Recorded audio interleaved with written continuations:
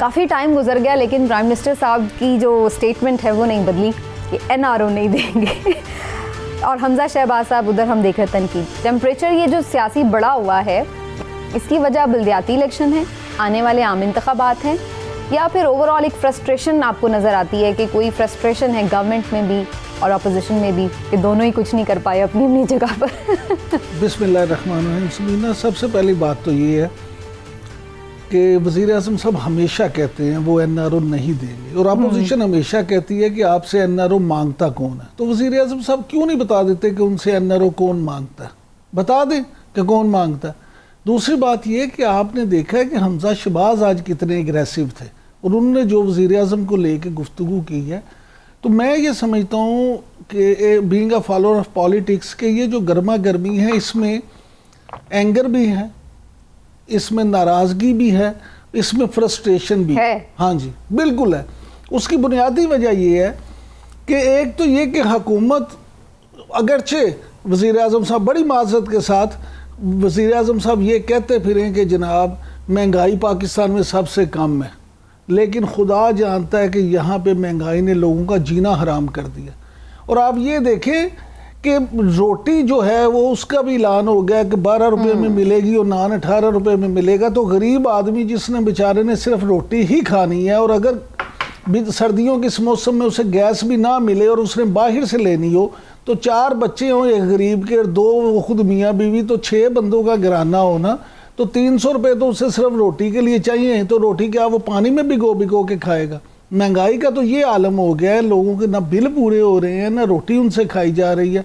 और वज़ीर आज़म साहब और उनकी सारी टीम ये कहती है कि जनाब महंगाई पाकिस्तान में कम है। हत्ता कि अली जैदी साहब ने तो कमाल का काम किया, उन्होंने तो कह दिया लंदन में भी महंगाई जो है ना पाकिस्तान से ज़्यादा, पाकिस्तान में तो अब मैं क्या कह सकता हूँ ऐसी बातों में।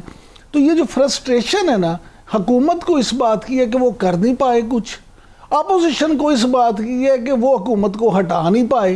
दोनों ही फ्रस्ट्रेटेड। अच्छा, अब दोनों फ्रस्ट्रेटेड हैं और दोनों अपना अपना गुस्सा निकालने की कोशिश कर रहे हैं। लेकिन मैं अर्ज़ कर दूं, क्योंकि तमाम ये जो वज़ीर आज़म साहब रोज़ाना की बुनियाद पर जलसे जुलूस कर रहे हैं, तकरीरें कर रहे हैं, तो ये भी एक इलेक्शन मोड है। वो आवाम के पास जा रहे हैं, अपना केस बिल्ड कर रहे हैं और बार बार अपना नरेटिव बयान कर रहे हैं।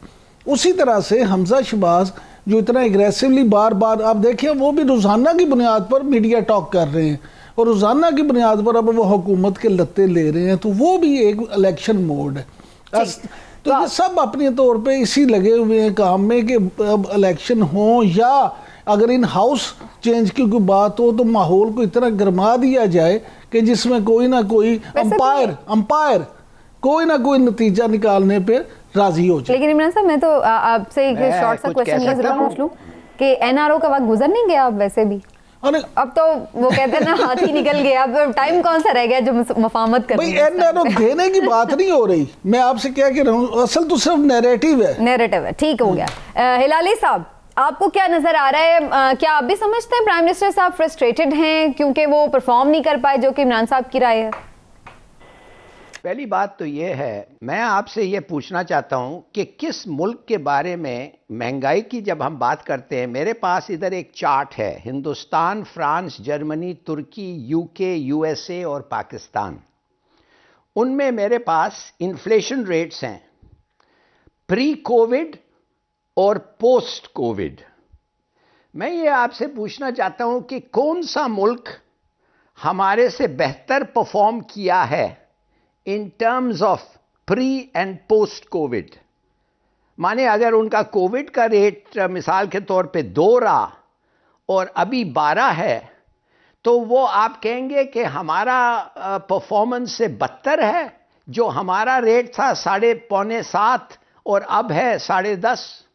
बिल्कुल नहीं कहेंगे, इसलिए कि हमारा इन्फ्लेशन रेट जो है प्री कोविड और पोस्ट कोविड वो 1.59 है।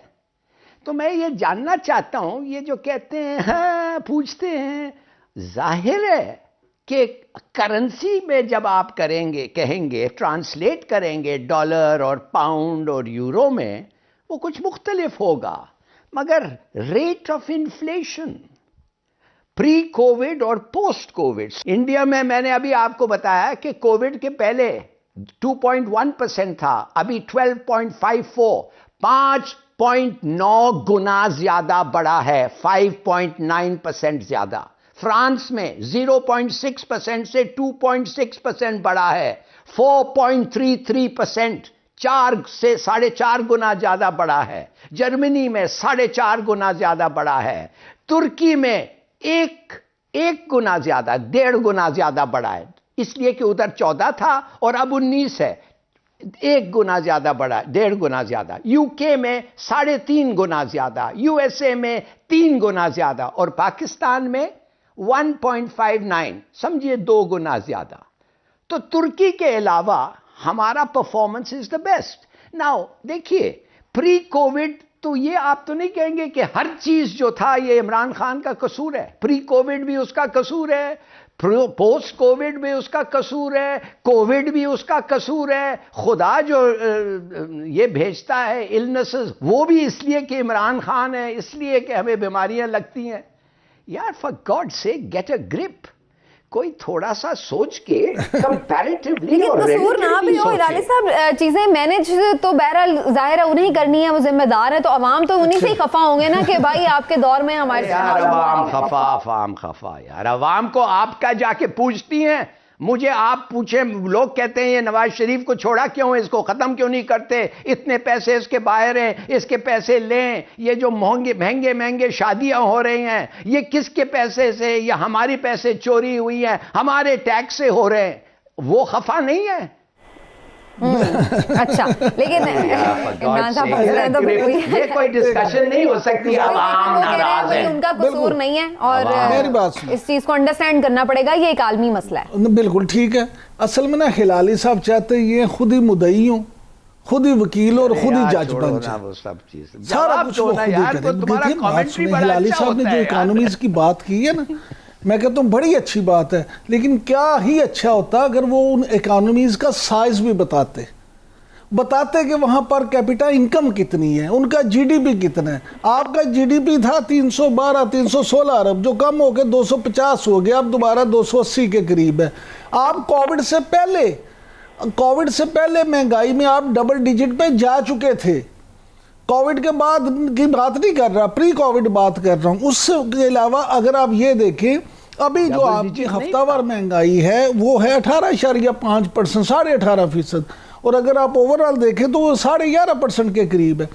आप ये सारी चीज़ें देखें कि जब आप इकोनॉमीज़ की बात करते हैं, दूसरे मुल्कों की बात करते हैं, तो वहाँ पे लोगों की जो इनकम है आपको वो भी देखना पड़ेगा। फिर सबसे बढ़कर ये है कि आपने इंडिया और बांग्लादेश की बात की। इंडिया में महंगाई 5.3% के करीब है, आप उसका कैसे 18.5% से मुकाबला करेंगे? बांग्लादेश में भी 5% के करीब है। असल इशू ये नहीं है, ये जो गोरख धंधे हैं दादोशुमार के, इनसे मैं आप इलाली साहब यहाँ प्रोग्राम में डिस्कशन तो कर सकते हैं, और आज तो ये हमारा मौजू भी नहीं है, लेकिन आप दोनों ने इसको मौजू बना दिया। लेकिन जो मामला है ना आम आदमी का, आम आदमी को इससे सरोकार नहीं है। आम आदमी ये चाहता है, बिल्कुल वो चाहता है हिलाली साहब कि करप्ट लोग अंदर हों, उनसे लूटी हुई दौलत वापस ली जाए। मैं भी ये चाहता हूं, लेकिन आप फिर नवाज शरीफ को करप्ट साबित तो करें, उससे लूटें तो सही। आपने तो लोगों को ख्वाब ये दिखाया था कि इनसे लूटी हुई दौलत वापस लेंगे।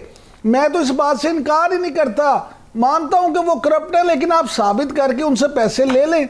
लेकिन अगर आप सिर्फ वावेला मचाते रहें कि वो करप्ट हैं, वो करप्ट हैं, वो करप्ट हैं, और उनसे ले कुछ ना सके, तो फिर हमारा बतौर अवाम आपसे नवाज शरीफ साहब पे तो खैर साबित हुआ है ना, वो तो अब मेडिकल ग्राउंड्स पे गए हैं, वैसे तो वो मुजरिम है। मुजरिम से आपने वसूल क्या किया? मुजरिम से आपने वसूल क्या किया? मुजरिम तो आपने बनाया ना उनको अकामे पे। वो तो वैसे लेना चाह रहे थे वो 7 अरब रुपए का एफिडेविट, लेकिन वो क्या बॉन्ड। गुजारिश ये है कि आपने लिया तो नहीं, कुछ ले तो नहीं, आप जरूर ले दें। आप उनसे लूटी हुई दौलत उनके हलक से लें। अब आम का हमारा पैसा लूटा हुआ, जिस वो कोई भी सियासतदान हो, कोई ब्यूरोक्रेट हो, जो भी लुटेरे हैं उनसे लें। फिर आपको लगता है एनआरओ दे दिया है?